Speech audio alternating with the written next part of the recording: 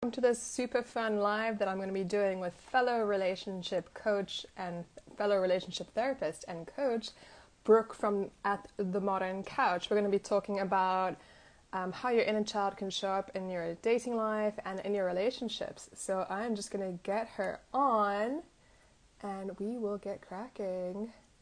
It's been such a long time. There we go. Can't remember how to record. We're all good. Are you on? Hi, Dana. Hey, so lovely to have you on here, and hello Thanks. to everyone who's joining. This is amazing. I'm so Yes, glad we're doing this. this is Yay. so fun. I know. I love that we're in different parts of the world too. I think it's so I cool these know. days. Yeah. I You know can join technology anywhere. is I know Yeah. technology is just wild. Yeah. So I would love yeah, inner child work is so fascinating, and I feel like people do talk about it, but they don't necessarily always refer to it as Mhm. inner child stuff. So I would love Right. for you to, like, just for people who are maybe not familiar with what inner child work Yeah. is, just to give Yeah. an overview of that, and then we can get right into the juicy Yeah. stuff. No, Yeah. that sounds great. I think I like personally, everyone has different takes on this, but I personally kind of lump inner child work into this like umbrella of adaptive strategies. So we have like a wounded inner child, which is usually something that happened around the ages under 5, maybe even 8. And then we have these adaptive teen parts that still is our inner child, but they're more of like the feisty kind of one up type, where the Yeah. wounded child's more like in the one down. The wounded child part just wants to be loved and fears rejection and all of that, but I kind of lump all of that in the inner. Amazing. Amazing. I just got a phone call. Oh no, Okay. it's okay. This is all the fun of doing Okay. live streams. We have real life coming into it as well. It's I all know. good. I forgot to put do not disturb on. Me too. So let's cross Shoot. fingers no one calls me. Right. Yeah. So how long have you been practicing inner child work in your therapy, Yeah. in your work that you do with your Um, clients? yeah, I was first introduced to it around 2012. And it was really a newer, well, it's not a new concept. It's been done since I think the 60s or 70s, maybe even before that, but really Yeah. started to get introduced to it in 2012. And then I did my personal work, inner child work, with a therapist in 2014. So Uh, it's really powerful to just recognize those parts that come up, like mm, recognize when our inner child is trying to take over, because yeah. they can be really sneaky. Like we can think we're in our functional adult, which is the goal, to be in our functional adult, which is boundaried, good self-esteem, recognizing our triggers and all of that. Yeah. But it can be tricky when those inner child parts try to take over. Definitely, Mhm. definitely. In the work that I do, we refer to the inner child as your inner boy and your inner girl. What are your Yeah, thoughts on that? Like, yeah. have you heard of that before, I or haven't, but I think that's great. Yeah, kind of like yeah, your inner boy or girl. Hmm. yeah, depending like what kind of energy you're leaning into, and Oh, got it. Yeah. yeah, yeah. But Yeah. No, that's anyway, cool. yeah, Yeah. I would love to dive right in. So, how would you, for anyone who's very new to personal development and Mhm. self-development and all of this kind of juicy stuff, how would you get into recognizing your inner Yeah. child in I your think, romantic life?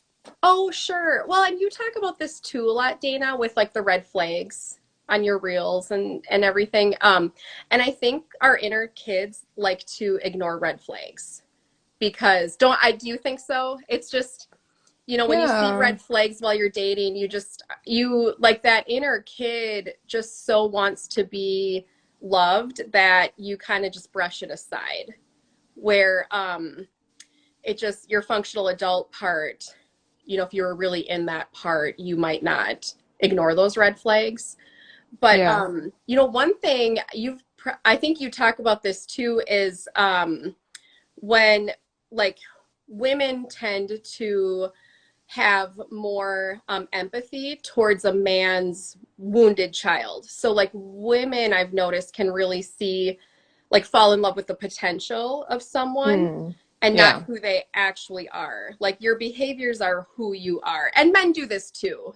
Yeah. I see this a lot with women where they really just empathize with that wounded part Yeah. of a man. And so it's easier to just feel like, if they just heal, they'll be better. If they just do this, it'll be better. Or if, because we see the potential. But Yeah. it, of course, is only up to the person to heal. Mm. So I don't know if that makes sense. Like the, Yeah, totally. And would you say that that's like your, like, let's say that was me falling in love with someone's potential. hmm Would you say that that's my inner child that's being activated because hmm it's like some yeah. kind of childhood wounding hmm because that's all I kind of knew Yeah. as love or hmm yeah. Yeah, kind of like so this isn't always the case, but it could be something like as a kid or as a teenager, I had to take care of mom or dad or whoever, whatever caregiver. I kind of had to take care of them and really kind of watch their moods. And so we kind of make up as a kid, we make up that we actually have the power to help people or help their emotions. Um, I don't know if that makes sense or not, but it's like this false Yes. empowerment would be the term for it. But we just Yeah. make up that we kind of have the power over people, which logically feels like, well, no, we don't have power over anyone. But it feels that way because mom or dad either kind of led us to believe that, or we just kind of always caretook them and thought, what would they do without me? And then we carry that into our dating relationships and our marriages and that sort Yeah, of thing. definitely. So what hmm are your top recommendations or like tips for when someone's in the very beginning phases of dating Yeah. to like work on their inner child being Yeah. activated and triggered and how to Yeah. become step to date more from a functional adult perspective? hmm Because I feel I like would, yeah. yeah. Oh, go ahead.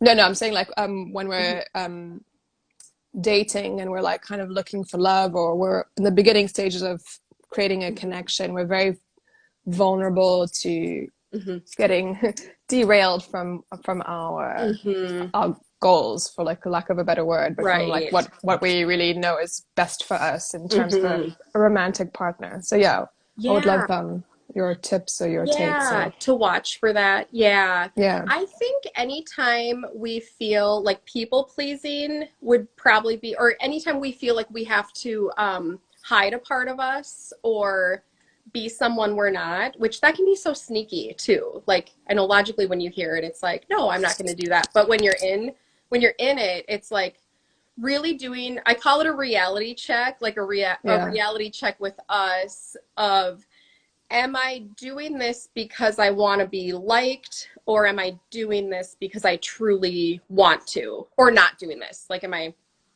doing Yeah. something because I truly want to, or am I doing it just because I want this person to like me, or am I trying to become someone that I might not be? And so that'd be one big indicator. And then I think people's behavior in front of us is who they are. Like I've had a lot of people say, they maybe have been in a relationship dating someone for maybe like a year, and they'll say, the first 8 months are great, and then lately this person's been doing XYZ behaviors, and it's just not, and I'll hear them say, this is just isn't who they are, this isn't who that person is. And I'm like, no, it actually is who they are. Like that's who they are in front of you. And everyone makes mistakes too. I mean, if people recognize, like, what, I am doing these behaviors, like if people have self-awareness, it's Mm. not necessarily like break up, but it's just like, this is who they are. And if you don't like that, is this person willing to, heal that, or Mm, yeah. kind of Yeah. recognize their own behavior? If that, So what are your yeah, that's I love yeah. that. So I know Yeah. this is quite a big topic, I especially know. I feel like I'm at talking this in vague too. So I I know every know. situation is different, but just vaguely.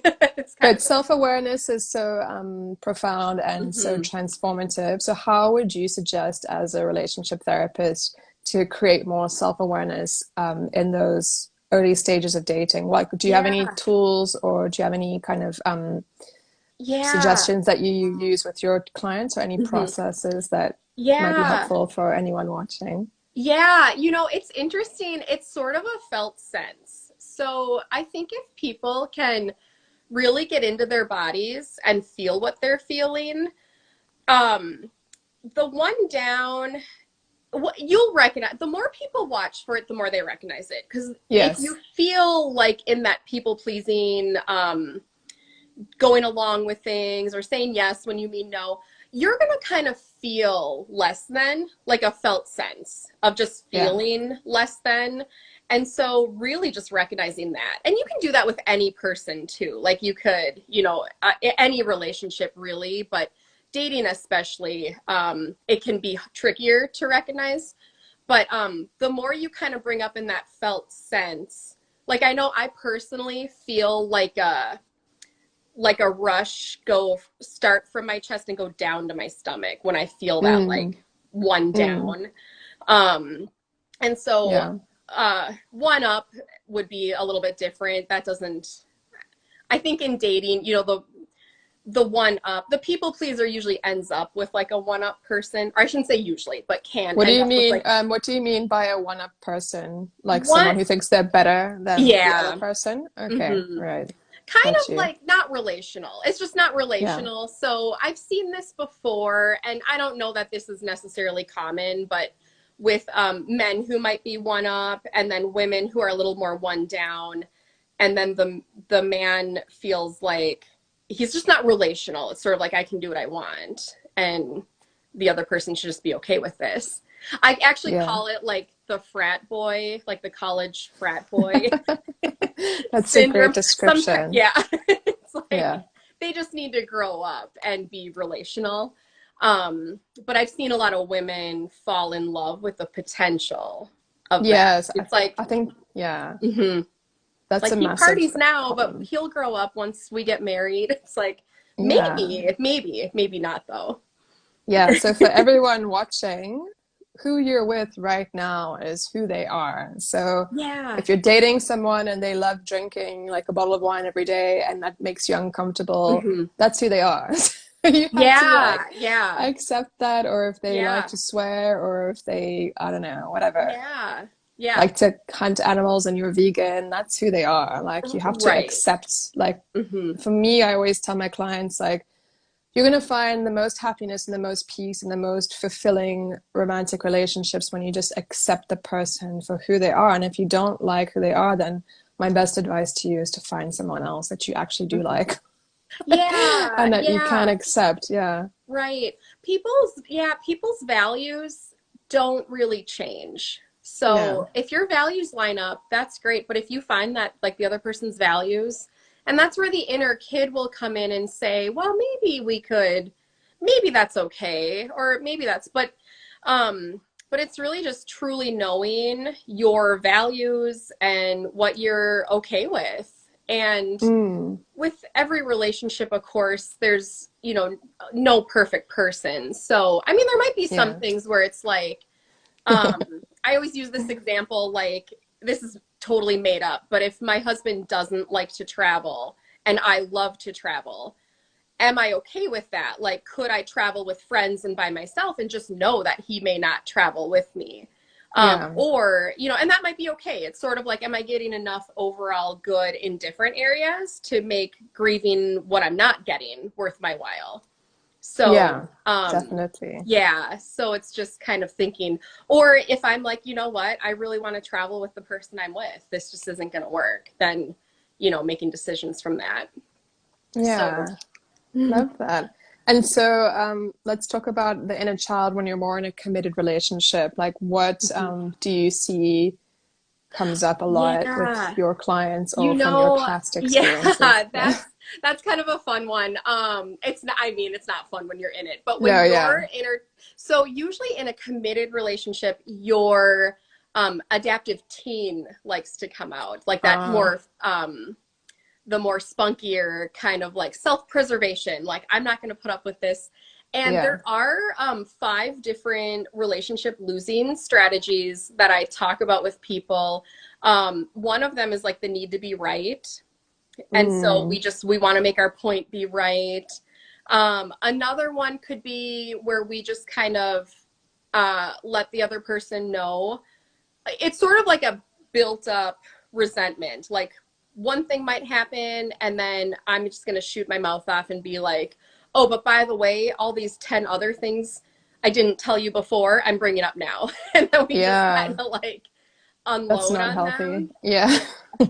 And so that would be another losing strategy. And then retaliation is another way. Our inner kid likes to come out like, I hurt, so I'm going to make you hurt just as much as I hurt Yeah. by just retaliating in whatever way that would look. And then withdrawal is another one. Just that'd be kind of Mm. the wounded kid part, really withdrawing and just shutting down, not Yeah. engaging, which is Yeah. different. Like if your adaptive kid is getting triggered, taking a break is a really good idea. Like taking just to calm your nervous system, but then Mm. going back and talking about whatever it was.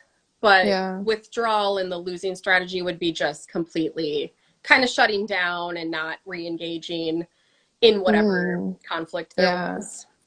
Yeah. I Um, mean, yeah. mhm. The retaliation one sounds quite hectic. I mean, I Yeah. wouldn't, I mean, Yeah. but I guess that's what if you're very unhappy and you haven't done the inner work Mhm. and you're Yeah. quite, yeah. Yeah.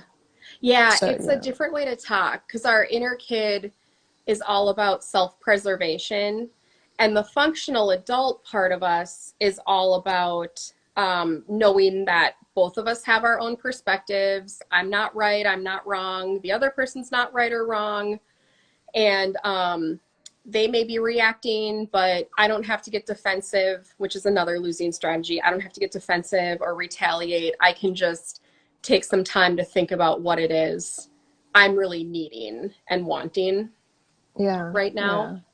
Yeah. Yeah. Yeah. That makes Yeah. sense. Kind of the gist of it is our inner kid is all about self-preservation, and our functional adult is all about kind of how to be relational. Like I want the relationship to Okay. work. I'm going to be relational. I'm going to own my side. I'm going to not take on the other person's emotions or stuff, but Hmm. just kind of owning your own stuff. Yeah. Yeah. And so do you have any tools to help people create more awareness within themselves on these different Yeah. sides? Or like do you have any kind of easy recommendations that people could take away after watching Yeah, this? I think Yeah. the simplest tool would be day to day.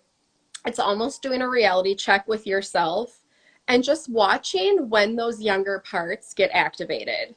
So even if you're at a store buying something and the person, checking you out maybe says something off the wall, like we might get triggered. And so when you get triggered, it's recognizing, oh, my wounded part took over, or my spunky adaptive teen part took over. So you just day to day with even little things, just recognizing when we get activated and which Mm. part of us is trying to take over.